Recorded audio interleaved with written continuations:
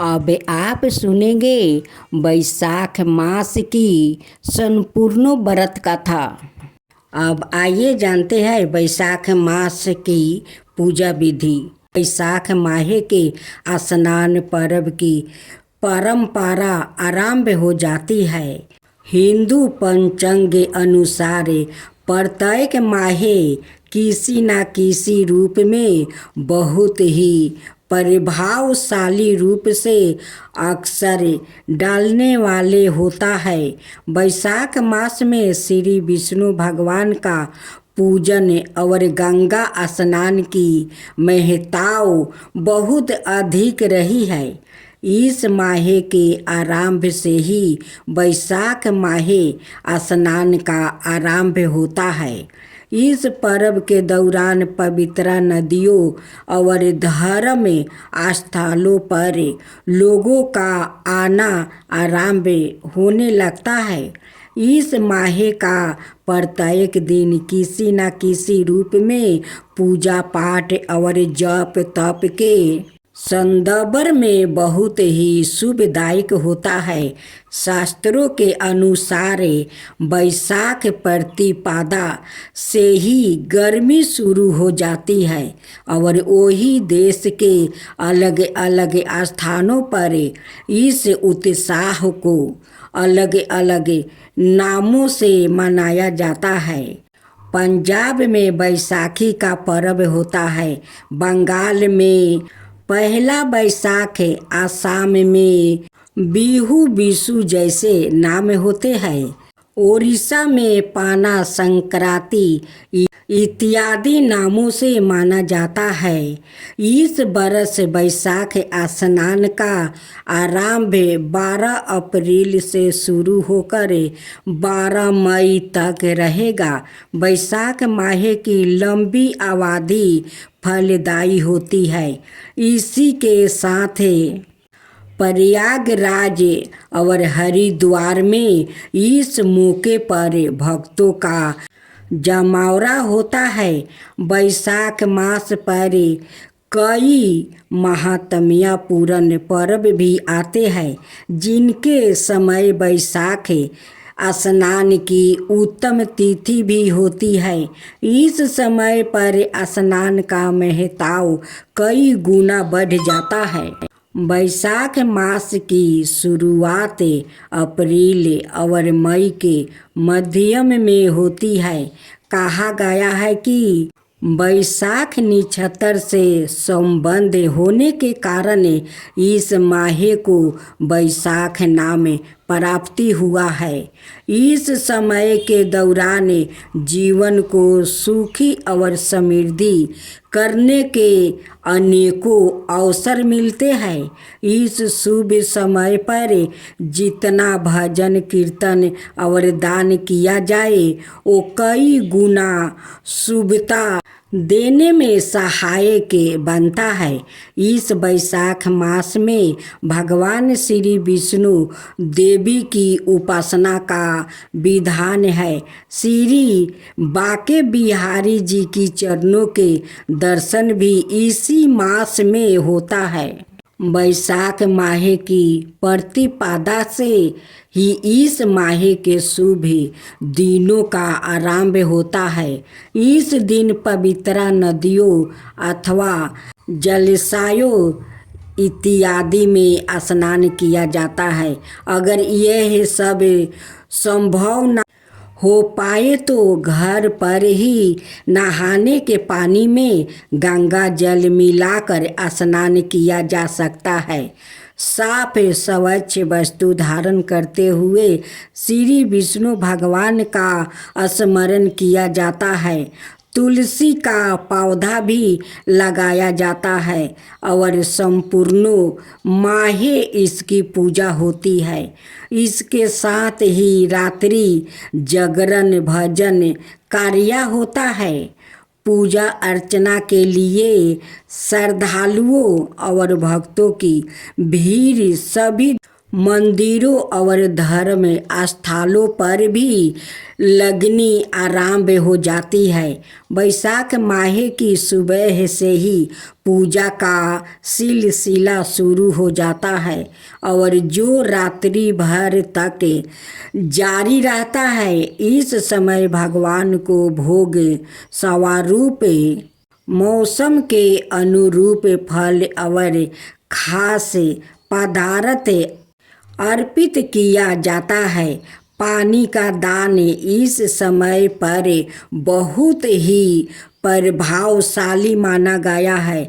जल ही जीवन है और बैसाख माह में इसकी महत्ता भी स्पष्ट रूप से देखने को मिली है। जल के दान को अत्यंत ही पुण्यदायी माना जाता है। मानता है कि बैसाख मास में जल का दान करने से देव और पूर्वजों प्रसन्न होते हैं और आशीर्वाद प्रदान करते हैं। इस दिन से पूरे माह प्रतिदिन मंदिरों में विभिन्न प्रकार के भोज्य पदार्थों और फलों के भोग लगाने की परंपरा रही है। इस माह के दौरान तुलसी पूजन को अत्यंत शुभ माना गया है। इस मास के आरंभ में तुलसी को जल से नियमित रूप से सींचा जाता है। तुलसी के पौधे को लगाते हैं और नियमित रूप से सुबह और संध्या के समय पर तुलसी पूजन होता है। तुलसी जी की पूजा में तुलसी कथा और तुलसी आरती की जाती है। तुलसी के समक्ष दीप प्रज्वलित किया जाता है। इसके साथ ही शालिग्राम का भी पूजन किया जाता है। तुलसी पूजा में तुलसी की माला से जप भी होता है। बैसाख मास में दीपदान करने की भी बहुत महत्ता होती है। इसी दीपदान को जलाशय के समीप, नदियों में और विभिन्न पेड़ों पौधों के समक्ष किया जाता है। दीपदान को गंगा, यमुना जैसी पवित्र नदियों पर किया जाता है। घरों पर भी मुख्य दरवाजे पर दीप जलाया जाता है। तुलसी, पीपल, वट वृक्ष पर भी दीपक जलाने की परंपरा बहुत प्राचीन समय से चली आती रही है। दीपदान को प्रातःकाल समय और शाम के समय पर किया जाता है। दीपदान के समक्ष मानता है कि इसके प्रकाश के समक्ष जीवन के सभी अंधकार दूर होते हैं। जीवन में सकारात्मकता का प्रभाव बनता है। कुछ मुख्य तिथियों के दिन स्नान का महत्वपूर्ण समय रहेगा। स्कंद पुराण में बैसाख मास की महिमा के विषय में बताया गया है। इसमें विष्णु खंड के अनुसार बैसाख मास में किया गया प्रत्येक शुभ कार्य अत्यंत ही प्रभावशाली फल देने में समक्ष होता है। इस मास की तृतीया तिथि, दशमी, एकादशी, द्वादशी, त्रयोदशी, चतुर्दशी, पूर्णिमा तिथि बहुत पवित्र और शुभदायी होती है। इन तिथियों में स्नान और दान, जप तप करने पर सब पापों का नाश होता है। अगर किसी कारणवश से बैसाख मास से पूरे समय पर स्नान, व्रत, पूजा के नियम आदि ना कर पाए तो ऐसे में इन 3 तिथियों में भी उत्तम सभी कार्यों को कर लिया जाए तो तो संपन्न फलों की प्राप्ति होती है। वैशाख मास में शुक्ला पक्ष की दशमी को गंगा स्नान किया जाता है। वैशाख मास में भगवान बुद्ध और परशुराम का जन्म समय की तिथि वैशाख स्नान के लिए अत्यंत शुभ मानी जाती है। इस महीने में भगवान ब्रह्मा ने तिलों का निर्माण किया था। अतः तिलों का विशेष प्रयोग भी होता है। वैशाख मास में अक्षय तिथि के दिन स्नान विषय महत्व बताई गई है। वैशाख माह की शुक्ल पक्ष और कृष्णा पक्ष की एकादशी तिथि के दिन भी स्नान की विशेष परंपरा है। वैशाख पूर्णिमा तिथि के दिन भी स्नान का अत्यंत शुभ प्रभाव माना गया है। साथियों, वैशाख महीने में स्नान दान करने का महत्व बताया गया है। ग्रंथों में कहा गया है कि इस पवित्र में किए गए स्नान दान व्रत उपवास और पूजा से मिलने वाला पुण्य कभी खत्म नहीं होता। इस पवित्र महीने में भगवान विष्णु के साथ ही पीपल और तुलसी की भी पूजा करनी चाहिए। ऐसा करने से कई यज्ञ करने जितना पुण्य फल मिलता है जो कभी खत्म नहीं होता। पीपल में भगवान विष्णु का वास माना जाता है। यही तुलसी को लक्ष्मी जी का रूप मनाया गया है। वैशाख महीने में भगवान विष्णु के अवतारों की विशेष पूजा करने की भी परंपरा है। इस पवित्र महीने में भगवान के परशुराम, नरसिंह, कूर्म और बुद्ध अवतार की पूजा की जाती है। वैशाख महीने के शुक्ला पक्ष में भगवान विष्णु को प्रसन्न करने के लिए व्रत उपवास किया जाता है। इस पवित्र महीने में पीपल की पूजा सुबह जल्दी करने का विधान है। साथ ही सुबह और शाम दोनों समय तुलसी की पूजा की जाती है और दीपक लगाया जाता है। पीपल पूजा वैशाख महीने के शुक्ल पक्ष की एकादशी पर पीपल की पूजा का भी खास महत्व है। इस दिन सुबह जल्दी उठकर पानी में गंगा जल, काचा दूध और तिल मिलाकर पीपल को चढ़ाना चाहिए। ऐसे करने से भगवान विष्णु की कृपा मिलती है और पितृ भी तृप्त हो जाते हैं। तुलसी पूजा दूध और पानी से भगवान शालिग्राम का अभिषेक करे और पूजन समग्र ही चढ़ाए। अभिषेक किए जल में से थोड़ा सा खुद पिए और बाकी तुलसी में चढ़ा दे। इसके बाद हल्दी, चंदन, कुमकुम, अक्षत, फूल और अनाय पूजन समग्रहियों से तुलसी माता की पूजा करनी चाहिए। जल दान से कई जगहों और तीर्थों का फल ग्रंथों में बताया गया है कि वैशाख महीने में तीर्थ स्नान और दान करने से गरीबी से मुक्ति मिलती है। यह भी माना जाता है कि जितना पुण्य हर तरह के दान और कई तीर्थों के दर्शन से मिलता है, उसके बराबर पुण्य वैशाख महीने में जल दान करने से मिल जाता है।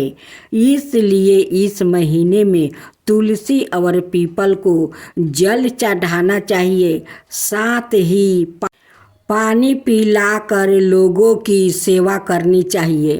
आज आप सुनेंगे दो चोर और माँ गंगा की कहानी। एक गांव में दो चोर था।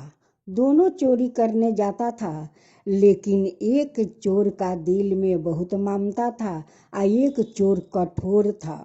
जो घर में ढुकता था उसका घर पूरा एकदम से साफा कर देता था, और जो मायारू था वो पूरा चोरी नहीं करता, वो थोड़ा सामान लेकर निकल जाता है। जब घर आकर अपना पत्नी को वो माल देता है तो पत्नी उन पर गुस्सा हो जाती है कि सारा दुनिया चोर जाता है, पूरा सामान गाड़ी में लाद कर ले आता है, और तुम जाते हो तो थोड़ा सा माल लाते हो, इससे तो हमारा संसार नहीं चलता है। ऐसे चोरी करके लाओगे तो हमारा संसार कैसे चलेगा? अपना बच्चा को पोषण पालन मैं कैसे करूँगी? बैसाख का महीना था। बैसाखी स्नान सब लोग कर रहे थे। एक दिन माँ गंगा एक बूढ़ी का रूप धारण किया और आकर गंगे किनारे बैठ गई, एक कलश लेकर।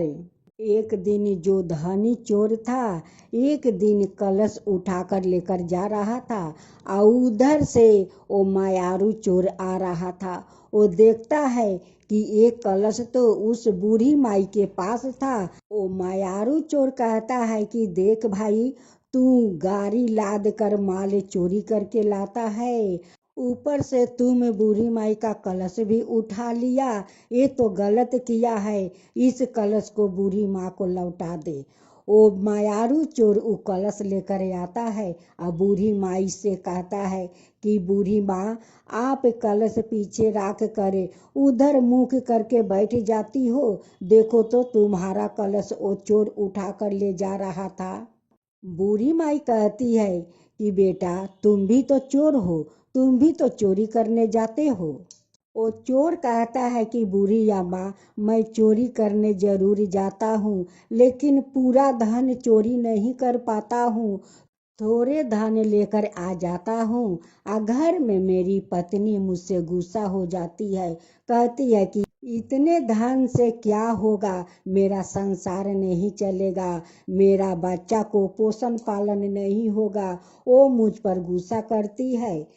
ये अपना कलश संभाल कर रखो बूढ़ी अम्मा, नहीं तो वो चोर लेकर फिर से चला जाएगा। फिर दूसरा दिन माँ गंगा वही किनारे बैठती है जहाँ वो रोज बैठती है। फिर वो चोर आता है और कलश उठा कर लेकर चला जाता है। फिर जब वो मायारू चोर देखता है तो कहता है कि देखो, फिर आज वो बूढ़ी अम्मा का कलश उठा कर ले आया। फिर मायारू चोर उस कलश को उनकी हाथ से छीन कर लाता है और गुस्सा हो जाता है। आकर कहता है कि बूढ़ी अम्मा, तुम क्या अंधी हो? तुम्हारा कलश बार बार उठाकर वो चोर ले जाता है और तुम नहीं देखती हो। माँ गंगा कहती है कि तुम क्यों नहीं कलश उठाकर ले जाते हो? वो कहते हैं कि नहीं बूढ़ी अम्मा, तुम्हारा कलश मैं भाला क्यों ले जाऊं? चोर बूढ़ी अम्मा से कहता है कि अम्मा, तुम रोज यही किनार पर आकर रोज बैठती हो, तुम्हारा घर में कोई नहीं है? वो कहती है कि नहीं बेटा, मेरा तो कोई नहीं है, मैं यही गंगा किनारे बैठी रहती हूँ। फिर चोर पूछता है कि अम्मा, तुम्हारा नाम क्या है? अम्मा कहती है कि मैं तो गंगा हूँ, मेरा नाम गंगा है। उस मायारू चोर कहता है कि अम्मा, तुम्हारा कोई नहीं है और रोज इस गंगा किनारे आकर बैठती हो, चलो मेरा घर जो सूखा रूखा मिलेगा वो ही खा लेना। वो भेष रूपी गंगा कहती है कि तुम मेरा सेवा करना चाहते हो? वो कहते हैं कि हाँ, मेरा घर में तो कोई बूढ़ पुरनिया नहीं है, आप है, चलिए मैं आपको सेवा करूँगा। माँ गंगा कहती है कि मैं जरूर चलूँगा तुम्हारा साथ, लेकिन एक शर्त है, तुम चोरी करना छोड़ दो। वो चोर कहता है कि अम्मा, अगर चोरी करना छोड़ दूँ तो मेरा परिवार का पोषण पालन कैसे होगा? तू बैसाखी स्नान कर देख, हजारों जग से ये बैसाखी स्नान करने से पुण्य मिलता है। जो लोग हजारों जग करता है उससे 4 दुगना बैसाखी स्नान से पुण्य मिलता है। तू बैसाखी स्नान कर। वो चोर सोचने लगा कि इस बूढ़ी अम्मा मुझे इतना क्यों बुझाती है। उनका कुछ मन में शंका हुआ। वो पूछने लगा कि अम्मा आप कौन हो, तुम हमें इतना क्यों समझाती हो। तब वो माँ गंगा कहती है कि मुझे बेटा देखना चाहता है, दर्शन करना चाहता है। वो चोर कहता है कि हाँ अम्मा, मैं आपको देखना चाहता हूँ। तब माँ गंगा कहती है कि ठीक है, देखे। वो अपना रूप में आ जाती है। माँ गंगा अपना रूप में आ जाती है और उस चोर का माँ गंगा का दर्शन हो जाता है। माँ गंगा कहती है कि देख, जे बैसाखी स्नान करता है उन्हें बहुत महापुण्य फल मिलता है। तू भी बैसाखी स्नान कर। उस चोर के कहती है कि देख, एक कलश उठा कर अपना घर ले जा। इस कलश में मोहर भरा है, तेरा कभी धन खत्म नहीं होगा। तुम अपना सुंदर महल बना लेना, अपना परिवार को अच्छे से पोषण पालन करना। कह कर माता अंतर्ध्यान हो जाती है। जहाँ पर माँ गंगा बैठी थी वहाँ के माटी उठाकर चोर ले जाता है और माँ गंगा के घाट पर उस माटी को मूर्ति बनाकर वहाँ पर माँ गंगा को धाम धूम से पूजा करता है। उस दिन से सारे नगरवासी उस गंगा में आकर बैसाखी स्नान करने लगा। और चोर का तो भाग माँ गंगा बदल दिया, उनकी घर में धन धनाए से पूरा भर दिया। हे माँ गंगा, जैसे आप उस गरीब चोर पर कृपा किया वैसा ही सबका ऊपर कृपा करना। हे माँ गंगा, सबका ऊपर कृपा करना। गंगा मैया की जय हो, गंगा मैया की जय हो। तूने बैसाख स्नान की कथा सुनने और उसका श्रवण करने से 12 पुण्य प्राप्ति होता है।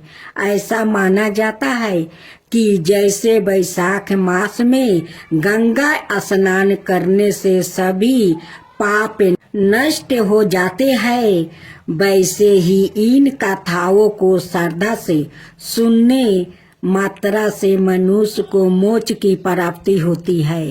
यह पुण्य स्वर्ग, धन, सुख और शांतिपूर्ण जीवन का मार्ग प्रशस्त करता है। कथाएं मन, वचन और कर्म को शुद्ध करने वाली होती है। अब दूसरा कहानी सुने, बंदरिया और राजा की कहानी। बैसाख महीना में बंदरिया की कहानी सुननी चाहिए। कहानी एक राजा जो रोज सुबह उठकर गंगा जी नहाने जाता था।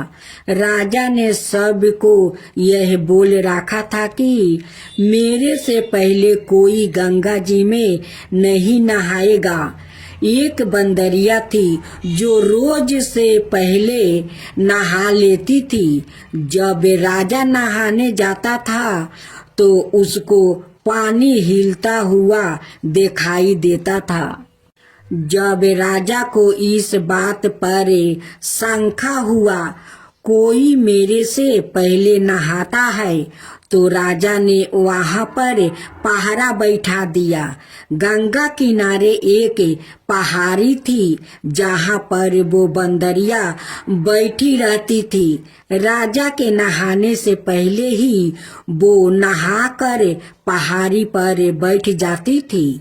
ऐसे ही नहाते नहाते पूरा बैसाख का महीना बीत गया।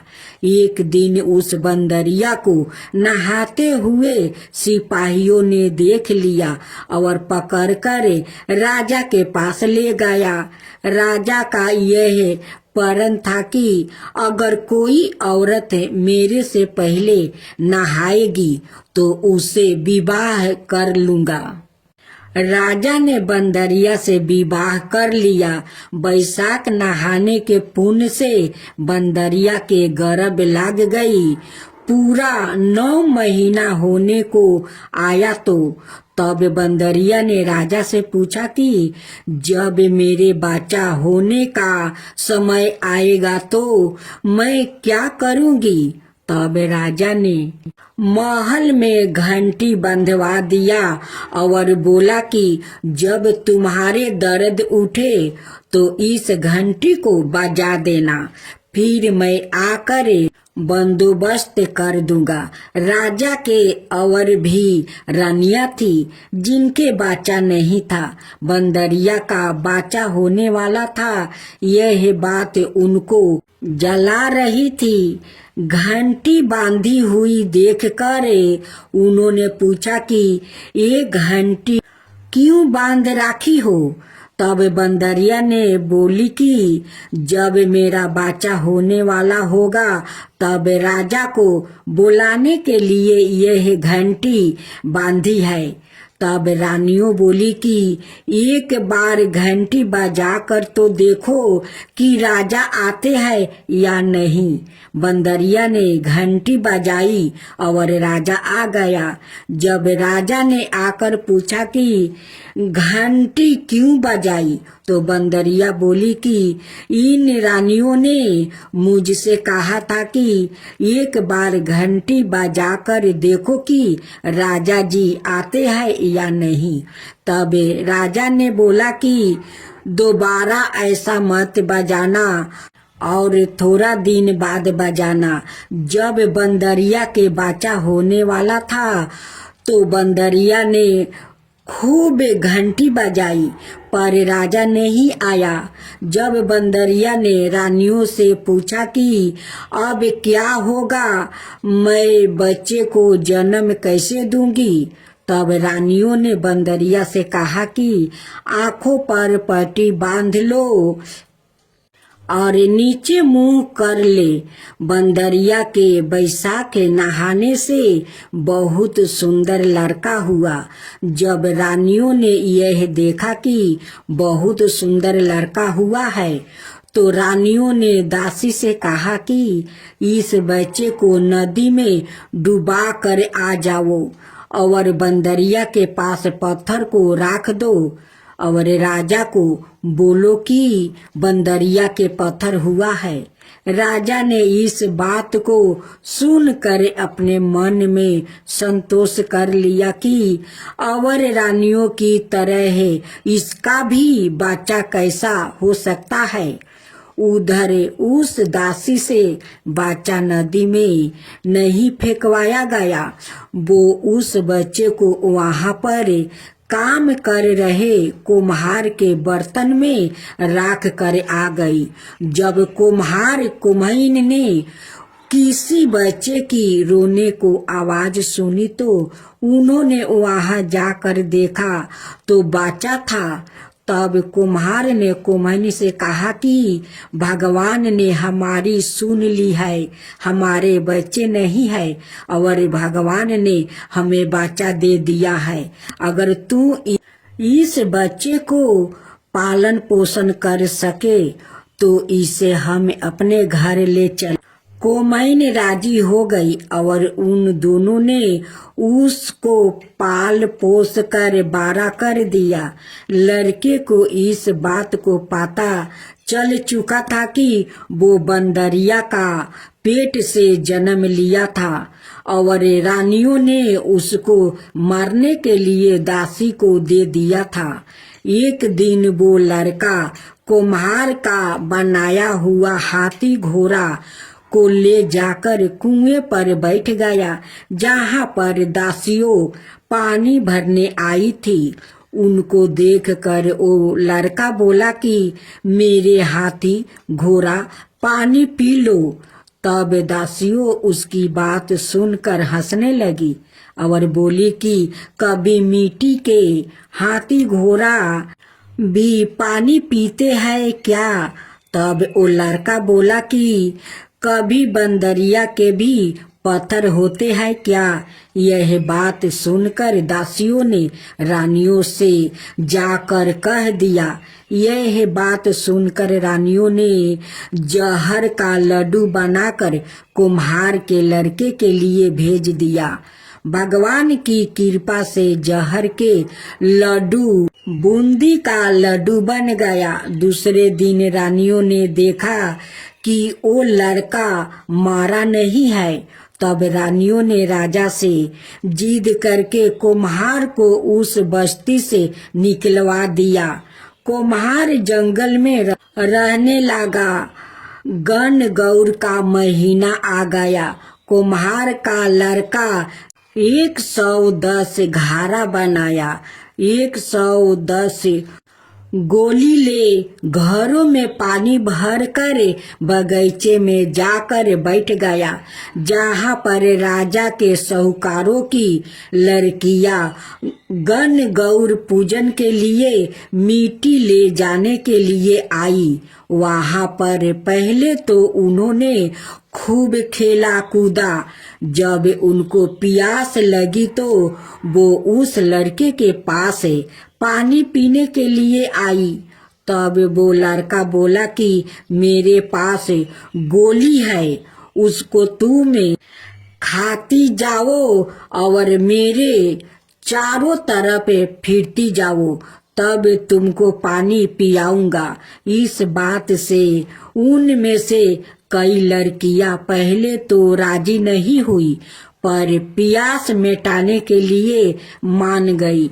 फिर वो लड़का अपने सामने आग जलाकर बैठ गया और उनको गोली खिलाता गया, अपने चारों तरफ चक्कर लगवाता गया।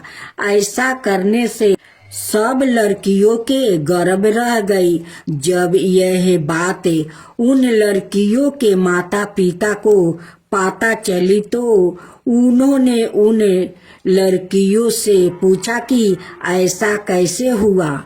उन्होंने सारी बात बता दिया तो उनके माता पिता उस कुम्हार के पास गया और बोले, तुम्हारे लड़के ने हमारी लड़कियों से फेरे लेकर शादी कर लिया है, तो वो बोलो कि उन लड़कियों को अब तुम अपने पास रख लो। कुम्हार बोला कि इतनी सारी लड़कियों का मैं कैसे पालन पोषण करूंगा। तब उनके माता पिता ने उन लड़कियों को बहुत सारा धन दौलत देकर विदा कर दिया। थोड़ा दिन बाद कुम्हार के घर 110 पोता पोती हो गया। कुम्हार बोला कि हम पूरी नगरी को जिमाएंगे। तब सब लोग कुम्हार के जिमाने के लिए आ गया। राजा रानी सब आए, केवल बंदरिया को छोड़कर सब आए। जब लड़के ने यह देखा कि बंदरिया नहीं आई है तो उसने राजा के पास जाकर बंदरिया को लाने के लिए कहा। राजा न्योता भेजवाया। बंदरिया आई, उसको सोने की चौकी पर बैठाकर सभा में बैठा दिया और लड़का ने अपनी पत्नियों को बता दिया कि ये मेरी जन्म देने वाली माता है। तो सारी बहुओं ने उसे सोने के सिक्के देती गई और उसके पैर छूती गई। बंदरिया की पोता पोती को गोदी में देती गई और बंदरिया से आशीर्वाद लेती गई। राजा को यह बात समझ में नहीं आई कि ये लड़का बंदरिया की इतनी खातिरदारी क्यों कर रहा है। रानियों के यह बात समझ में आ गई कि ये बंदरिया का लड़का है।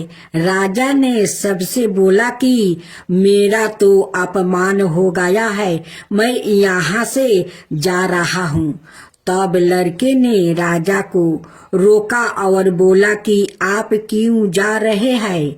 तो राजा ने लड़के से पूछा कि तू बंदरिया की इतनी खातिरदारी क्यों कर रहा है। तो लड़के ने राजा को सारी बात बता दिया कि ये मेरे जन्म देने वाली माता है, जो दासी उस लड़के को नदी में बहाने के लिए ले गई थी, वहां पर ही बैठी थी।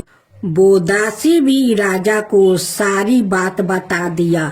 तो राजा ने सब रानियों को जेल में डलवा दिया और बंदरिया सारी बहुओं, पोता पोतियों और अपने लड़के को पूरे गजे बजे के साथ अपने महल ले गया। सबको अलग अलग महल बनवा दिया और लड़का राज करने लगा।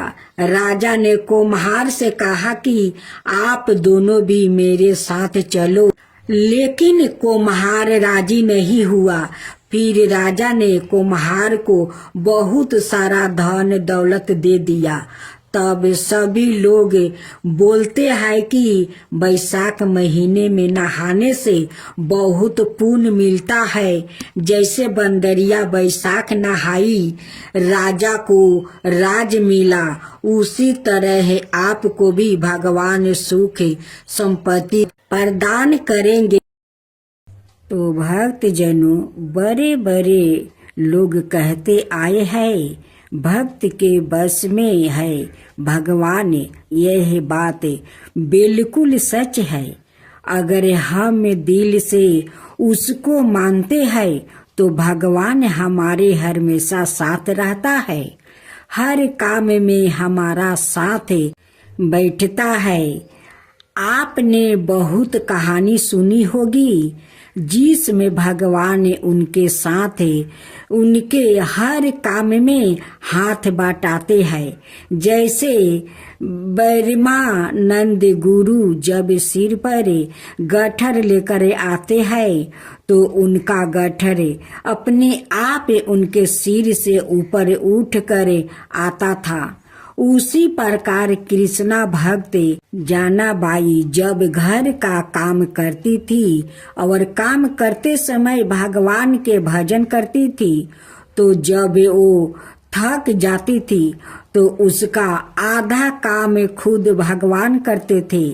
इसी तरह नरसी भक्त की बेटी का भात भगवान खुद आकर भरते हैं।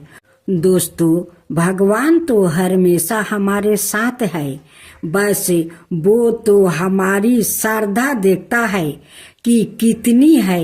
ऐसी ही घटना आज एक बुढ़िया की मैं आपको बताती हूँ। एक बुढ़िया गुरु गोरखनाथ के दर्शन करने आती है।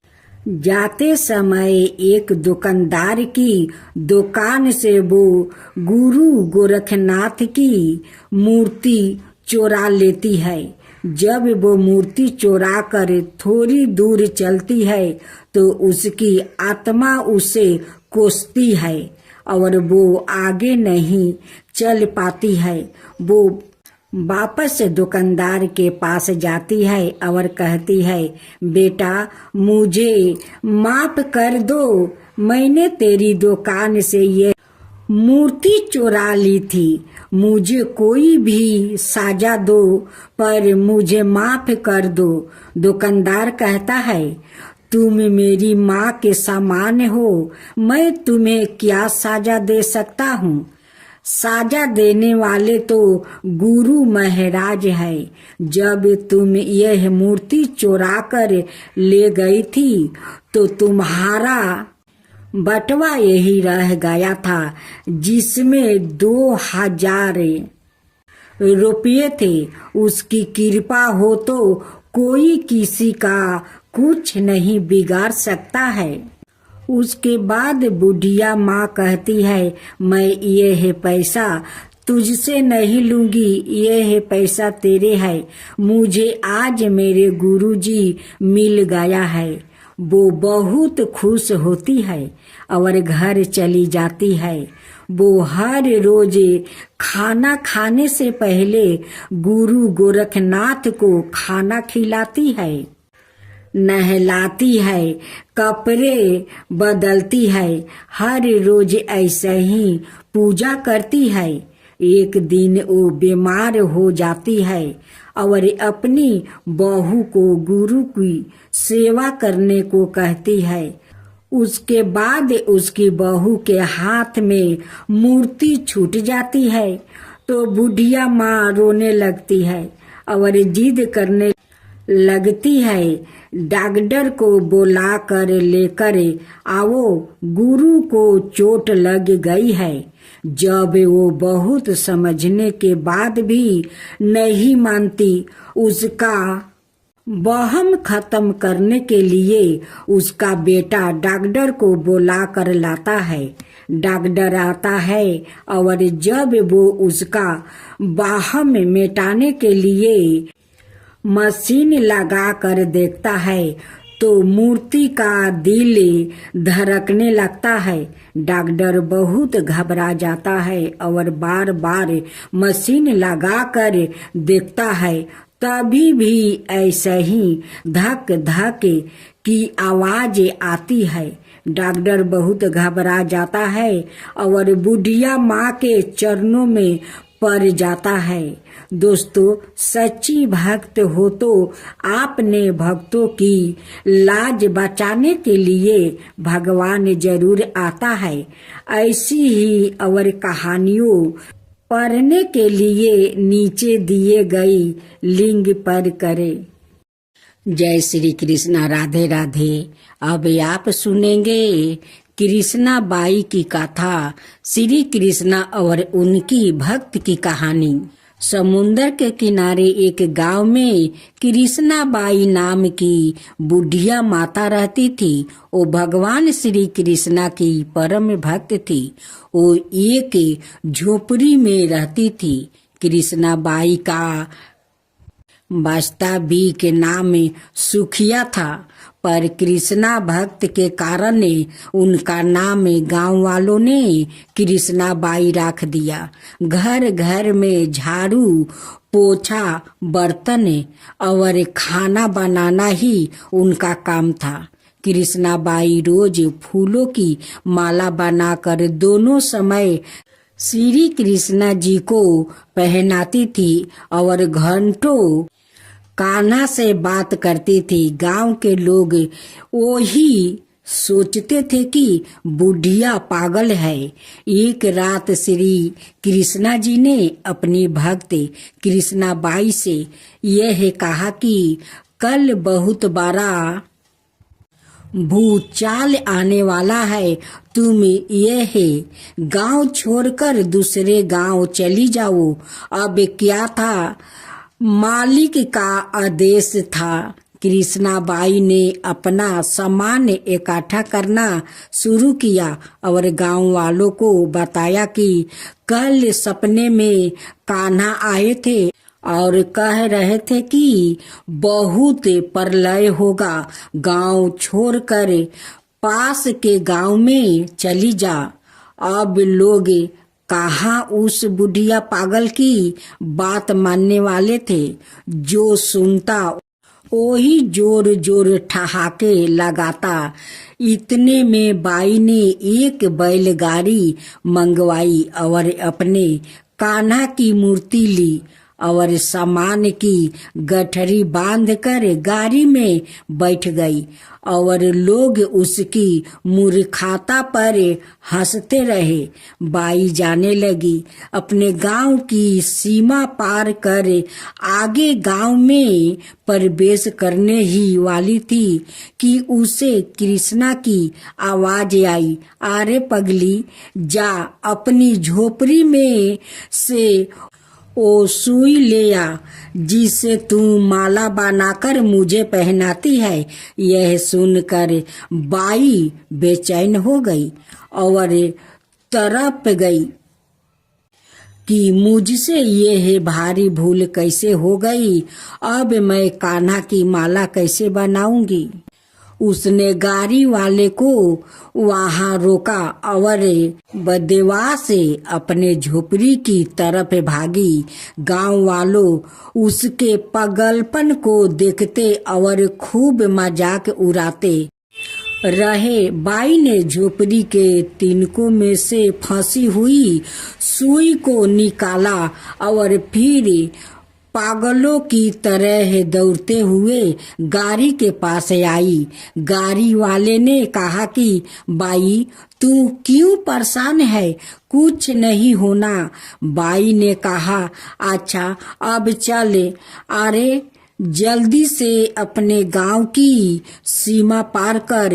गाड़ी वाले ने ठीक ऐसे ही किया। अरे यह क्या, जैसे ही सीमा पार हुई पूरा गांव ही समुंदर में समा गया। सब कुछ जल मगन हो गया। गाड़ी वाला भी अटूट कृष्णा भक्त था। यने कने पराकरण भगवान ने उसकी भी रक्षा करने में कोई विलंब नहीं किया। इस कहानी से हमें यह शिक्षा मिलती है कि प्रभु जब अपने भक्त की मात्रा एक सुई तक की इतनी चिंता करते हैं तो वो भक्त की रक्षा के लिए कितना चिंता होते होंगे। जब तक उस भक्त की एक सुई उस गांव में थी पूरा गांव बचा था। इसलिए कहा जाता है कि बड़ी बदरिया पाप की बरसाने लगे, अंगारे संत ना होते जगत में जल जाता संसार। अर्थात अगर इस दुनिया में संत में अच्छे व्याकित ना होते तो यह संसार कब का समाप्त हो गया होता। अब आप सुनेंगे माँ लक्ष्मी और साहूकार का बेटी की कथा। एक गांव में एक साहूकार रहता था। साहूकार के एक बेटी थी। वो हर रोज पीपल सींचने जाती थी। पीपल के वृक्ष में से लक्ष्मी जी प्रकट होती थी और चली जाती। एक दिन लक्ष्मी जी ने साहूकार की बेटी से कहा तू मेरी सहेली बन जा। तब लड़की ने कहा कि मैं अपने पिता से पूछ कर बताऊंगी। साहूकार की बेटी ने घर जाकर अपने पिता से सारी बात कह दी। तब उसके पिताजी बोले वो तो लक्ष्मी जी है, अपने को और क्या चाहिए, तू लक्ष्मी जी की सहेली बन जा। दूसरे दिन वो लड़की फिर गई।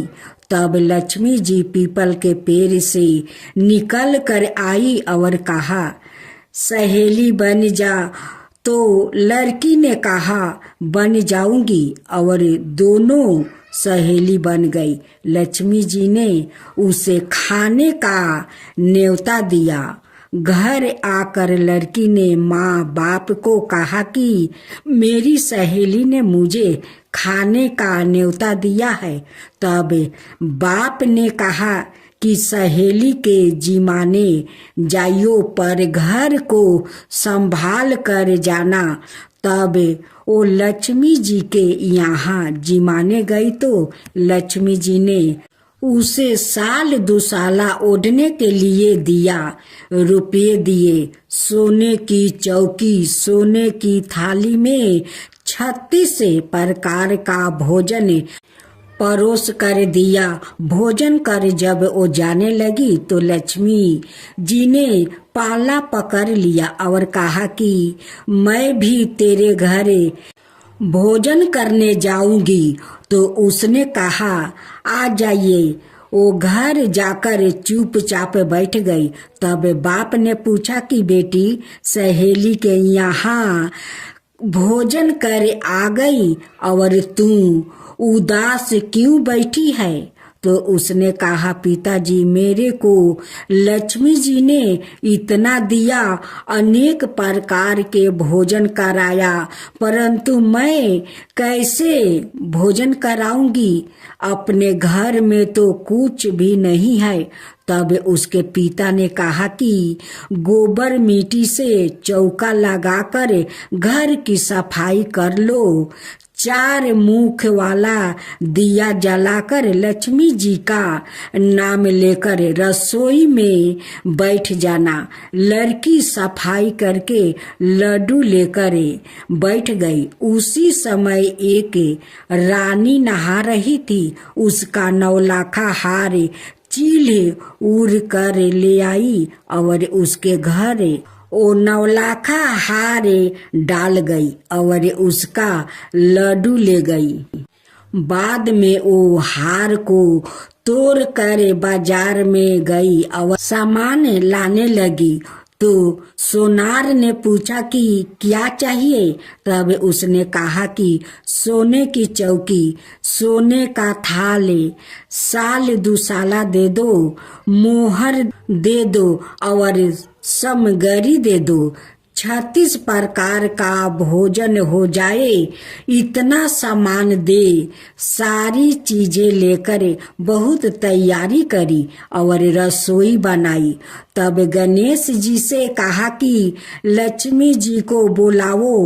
आगे आगे गणेश जी और पीछे पीछे लक्ष्मी जी आई। उसने फिर चौकी डाल दी और कहा, सहेली, चौकी पर बैठ जाओ। जब लक्ष्मी जी ने कहा, सहेली, चौकी पर तो राजा रानी के भी नहीं बैठी, किसी के भी नहीं बैठी, तो उसने कहा कि मेरे यहाँ तो बैठना पड़ेगा। फिर लक्ष्मी जी चौकी पर बैठ गई। तब उसने बहुत खातिर की। जैसे लक्ष्मी जी ने करी थी वैसे ही उसने करी। लक्ष्मी जी उस पर खुश हो गई। घर में खूब रुपया एवं लक्ष्मी हो गई।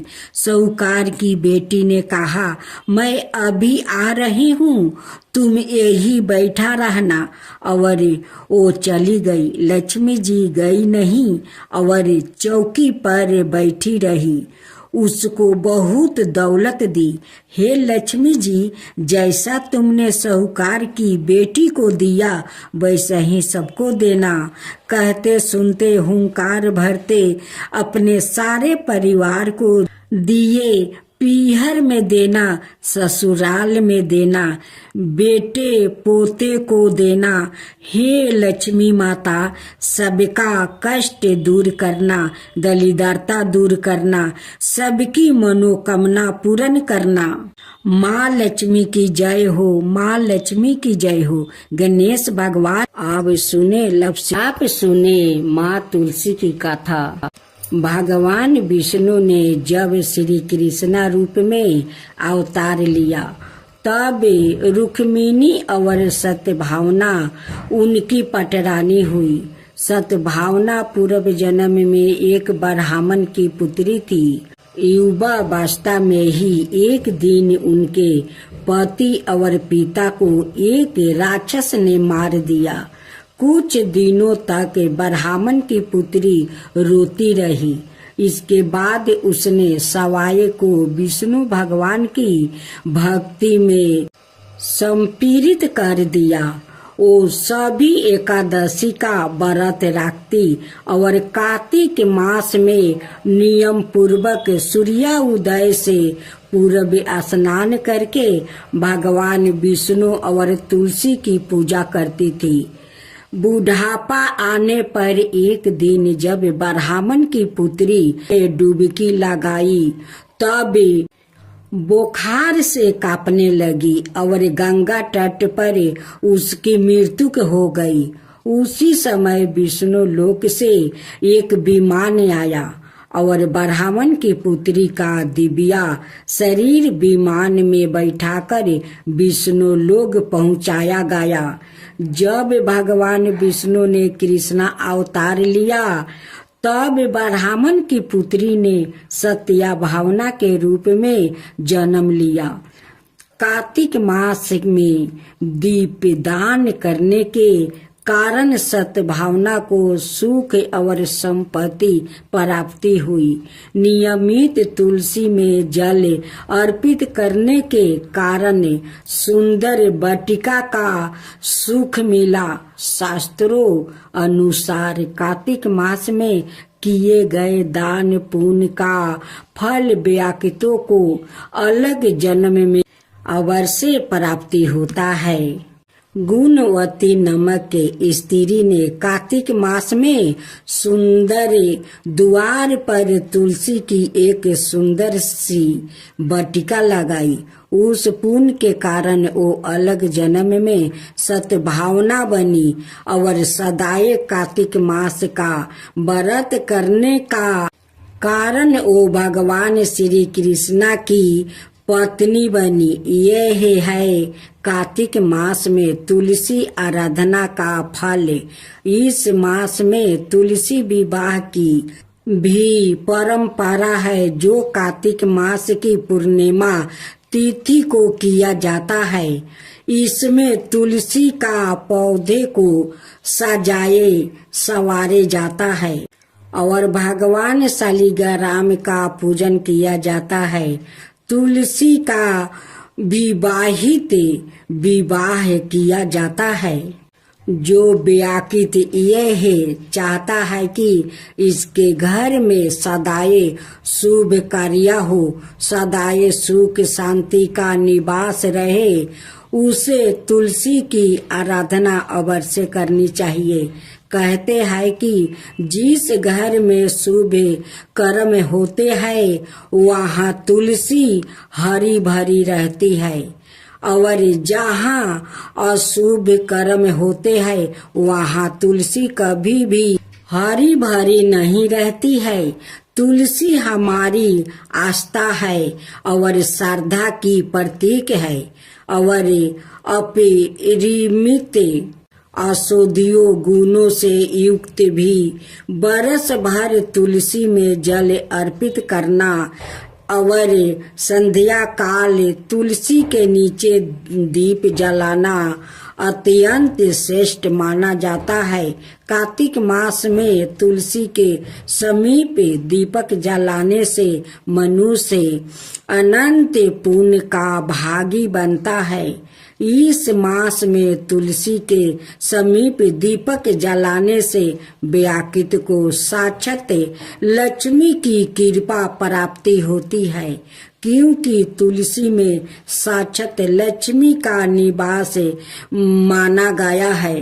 अब माँ तुलसी का दूसरा अध्याय। एक बार राधा जी सखी से बोली, सखी तुम श्री कृष्णा की प्रसन्नता के लिए किसी देवता की ऐसी पूजा बताओ जो परम सौभाग्यवती हो।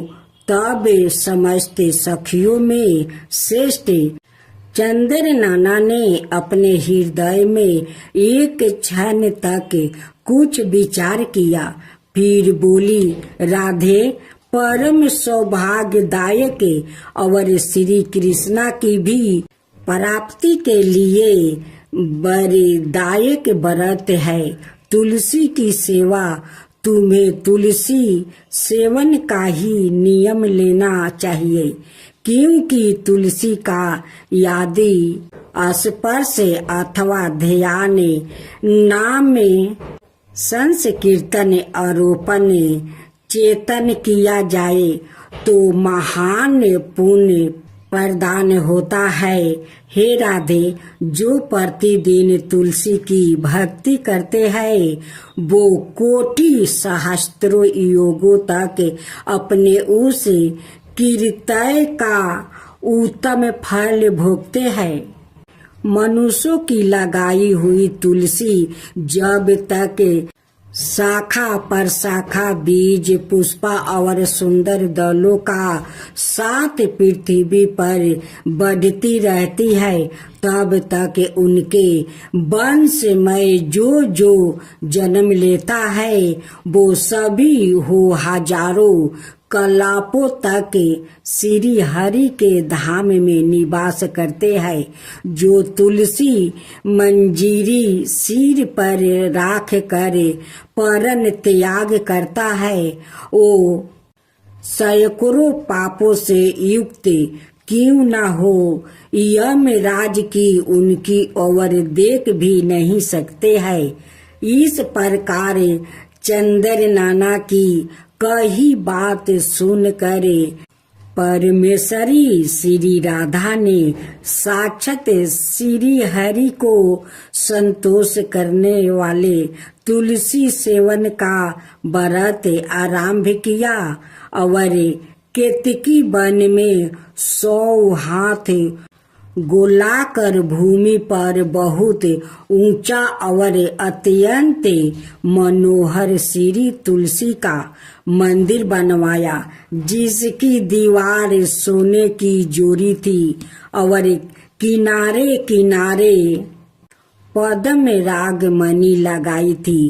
वो सुंदर सुंदर परने हरी और मोतियों के परकोटे से अत्यंत सुशोभित था।